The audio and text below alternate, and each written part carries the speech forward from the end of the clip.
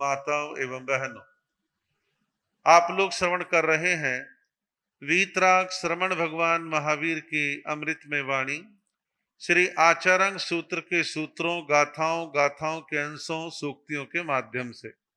आगे कन्या सूत्र में कहा है, विमुक्ता हु ते जना जम जना पारगामिणो। इसका अर्थ अभिप्राय है कि जो साधक कामनाओं को पार कर गए हैं, वस्तुतः वे ही मुक्त पुरुष हैं। कामनाओं को पार करने वाले साधक को मुक्त पुरुष कहा है। कामनाओं से जैसे जैसे हम अपने ज्ञान विवेक के द्वारा दूर हटेंगे, तो मोक्ष मुक्ति उतनी नजदीक आएगी। इन बंधनों को, कामनाओं को, इच्छाओं को, लालसाओं को, तृष्णाओं को छोड़ने पर आगमकार भिन्न भिन्न स्थानों पर बार बार जोर देते हैं। तो कामनाओं से मुक्त व्यक्ति को ही एक्चुअल में मुक्त पुरुष कहा गया है। आदिनाथ भगवान ऋषभदेव राजमहलों को छोड़ करके जंगल की राह पकड़ते हैं और साधना के महामार्ग पर चलते हैं। अपनी तपस्या के पारने के लिए नगर में जाते हैं और नगर निवासियों को इतना बोध, इतना ज्ञान, इतना समझ उस काल में नहीं था कि भिक्षु हमारे द्वार पर आए तो उसको देना क्या है। लोग थाल में भर कर के हीरे मोती जवाहरात देने लगे, यहां तक कि अपनी जवान कन्याओं को उनकी सेवा में समर्पित करने लगे। लेकिन ऋषभदेव भगवान को इन चीजों से क्या लेना देना था। वो तो सारी आकांक्षा, सारी कामना, सारा धन दौलत, वैभव, ऐश्वर्य को छोड़ करके सन्यासी बने थे। तो एक कामना का त्यागी व्यक्ति ऐसी चीजों की चाहत अपने मन में नहीं पालता। छत्रपति शिवाजी को राज सत्ता, राज सिंहासन मिल गया, लेकिन छत्रपति शिवाजी के मन में अपने गुरु तुकाराम के प्रति बड़ी आस्था, श्रद्धा, भावना उनके प्रति थी।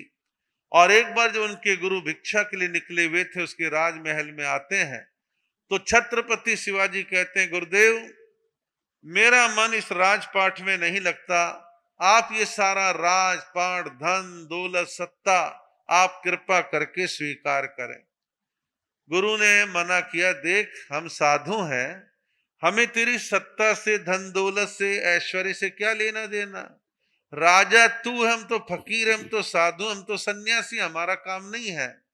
बहुत जिद करी। तो उसी समय हुआ क्या, गुरु ने अपनी झोली का एक पल्ला, एक कत्तर, एक किनारा फाड़ा और कपड़े का किनारा फाड़ के पास में कोई डंडी पड़ी थी उस पर बांध दिया और कहा कि देख ये है तेरे गुरु की धर्म ध्वजा। इस धर्म ध्वजा को तू अपने सिंहासन पर रख और ये मान, मैंने तो अपनी ओर से अपने गुरु को राज सिंहासन दिया, लेकिन उन्होंने स्वीकार नहीं करा और तू अपने गुरु का प्रतिनिधि मान करके इस राज सत्ता को हमेशा निर्लिप्त भावना के साथ स्वीकार करना। ये निर्लिप्त भावना वाला जो शब्द है बड़ा अर्थपूर्ण है। आप अपने गृहस्थ के कर्तव्य निभा रहे हैं, लेकिन आप निर्लिप्त हैं। एक व्यक्ति 5 साल के लिए केंद्रीय मंत्री, राज्य मंत्री या कुछ भी बना, ये निर्लिप्त है। भाई 5 साल के लिए सत्ता है, बाद में जाएगी तो जाएगी, रहेगी तो रहेगी, इतनी सहजता। 2 साल के लिए किसी ऐसे जैन सभा का कोई व्यक्ति पदाधिकारी बना है, 2 साल 3 साल जो भी है, तो ये मान के चले संघ समाज ने, भाइयों ने मुझे 2 साल 3 साल की जिम्मेदारी दी है, जब मेरा समय पूरा हो जाएगा उसे हटने में मुझे कोई तकलीफ नहीं है, क्योंकि मैं निर्लिप्त हूं। लेकिन जो जो व्यक्ति लिप्त होते हैं, आसक्त होते हैं, उनसे ऐसी चीजें छूटती नहीं है। छोड़ते नहीं, बल्कि जोड़ तोड़ करके वहां पर निरंतर बने रहने का प्रयास, कोशिश लगातार उनकी चलती रहती है। तो यहां जो सुंदर बात कही है, जो साधक कामनाओं को, इच्छाओं को, लालसाओं को पार कर गया है, वही वस्तुतः है मुक्त पुरुष है। और ये साधना एक साधु के लिए तो अनिवार्य है ही, लेकिन आप गृहस्थ में रह करके भी ज्ञान पूर्ण, विवेक पूर्ण तरीके से इस अभ्यास को गृहस्थ में भी कर सकते हैं। रह रहे हो, आसक्ति नहीं है, जब छूटना होगा छूट जाएगा, तो ऐसी एक निरासक्ति का भाव मन में उत्पन्न हो। अगले सूत्र में कहा है, लोभम लोभेणम दुगुंचमाणे लद्धे कामे नाभि गाहई। जो लोभ के प्रति अलोभ वृत्ति, जो लोभ के प्रति अलोभ वृत्ति के द्वारा विरक्ति रखता है, वह और तो क्या, प्राप्त काम भोगों का भी सेवन अपने जीवन में नहीं करता। मान लीजिए किसी ने मेरे को बहुत अच्छी क्वालिटी का, अच्छी मिल का कपड़ा वहराया, मैंने उसे सहज रूप से ले लिया, मैंने उसमें मान लो आसक्ति नहीं रखी, हुई मिल गया ठीक है, काम में ले लेंगे। एक होता कि नहीं, बहुत बढ़िया कमाल है, इसे संभाल के रखूंगा, फिर कभी काम में लूंगा। वो आसक्ति, वो लोभ की वृत्ति दुख का कारण बनेगी। और सहज है, मिल गया ठीक है, नहीं मिला तो भी ठीक है, ऐसा विरक्त भाव जीवन को सुखी बनाता है। ऐसे लोग जीवन में दुखी नहीं होते, चाहे वो साधु रूप में हो और चाहे ग्रस्त रूप में हो। ऐसी भावना, ऐसी इच्छा जीवन में होनी चाहिए। फिर उनके लिए कहा, वो प्राप्त भोगों का भी सेवन नहीं करते, उनको ऑफर भी करता है तो भी सेवन नहीं करते। ठीक है ना, क्या करना है, हमें आवश्यकता नहीं है। एक सच्ची घटना बतलाता हूं।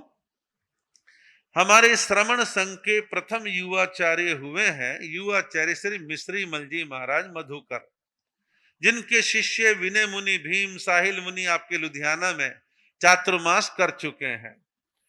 और युवाचार्य मधुकर मुनि जी महाराज को आचार्य आनंद ऋषि जी महाराज ने अपना उत्तराधिकारी घोषित किया था, लेकिन आयुष्कर्म कम निकला और वह युवाचार्य पद पर रहते रहते देवलोक गमन हो गया था। जब युवाचार्य मधुकर, मिश्रीमल जी महाराज मधुकर अपनी जवानी के दिनों में थे, घने काले कजराले बाल थे, तब की एक सत्य घटना है। एक यंग महिला ने उनको एक प्रेम पत्र लिख के दिया, लव लेटर लिख के दिया और एकांत में चुपके से दे दिया, और वो महिला दे करके चली गई। पुरानी बात हो गई है। तो उन्होंने बाद में पढ़ा, तो उनकी यहां सरलता, निर्लिप्तता, सहजता देखिए। उस पत्र को लेकर के अपने बड़े गुरु भाई ब्रिजलाल जी महाराज के पास जाते हैं, कहते हैं एक महिला आई थी, ये दे के गई है। दोनों हंसने लगे, कोई उसका पत्र का असर नहीं। अब जो निर्लिप्त है, उससे प्राप्त यानी ऑफर किए जा रहे आसक्ति, प्रेम और अनेक प्रकार के मोह के बंधन उनको प्रभावित नहीं करते।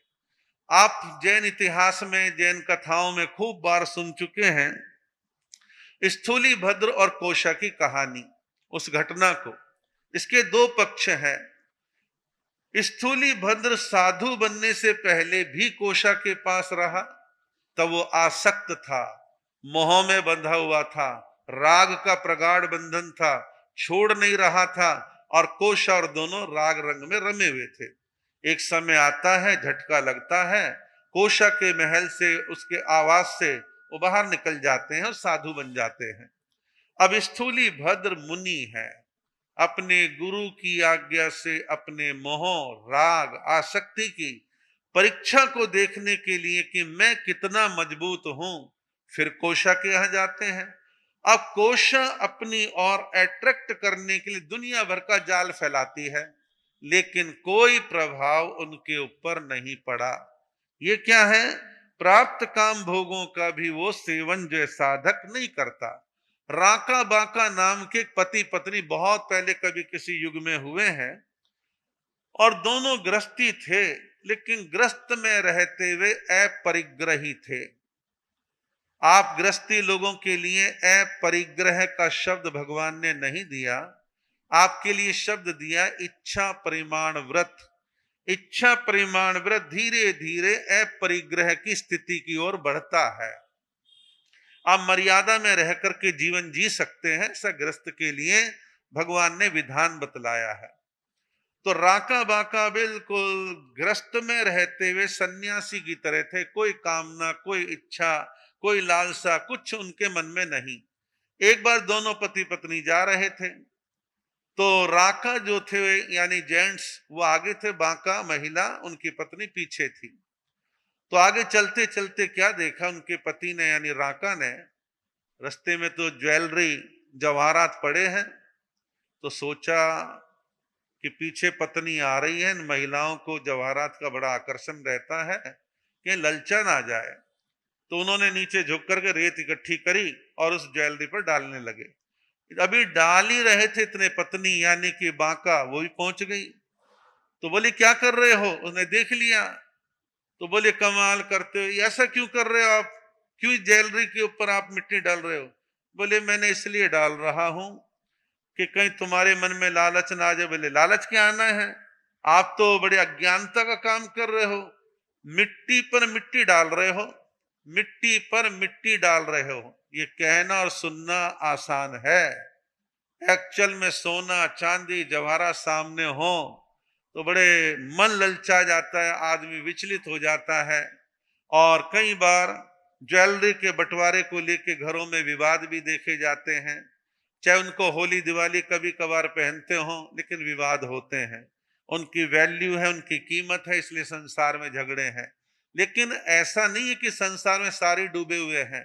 आप में से बहुत सारे ऐसे निरासक्त भी होते हैं, कहते हुए क्या कलेश करना है, जैसे साता हो वैसे कर लो। ऐसे भी लोग मिलते हैं और ऐसा ही बनने का प्रयास करना। हमारे गुरुदेव के पास दो भाई या पिता पुत्र में कोई विवाद होता बंटवारे को लेकर के, तो गुरु जी के पास जो भी आता था कहते बासुन लड़ना झगड़ना नहीं है, शांति से अलग हो जा, तेरा फिर दोबारा भाग्य जगेगा। तो यानी मन को संतोष दे दे, तेरा भाग्य जगेगा। कईयों के जगते भी थे। तो आदमी अपने मन को समझा ले, कलेश नहीं करना, 19-20 कुछ ना कुछ समझौता कर लेंगे तो चीजें समझ में आती हैं। तो मन में किसी प्रकार की आसक्ति लोभ को स्थान प्रदान नहीं करना चाहिए। तो इस प्रकार बातें बहुत सारी कही जा सकती हैं, समय सीमा है और आप लोग थोड़ा थोड़ा ये सब चीजें सुनते रहेंगे, लाभ की प्राप्ति करते रहेंगे। आपका समय हो रहा है,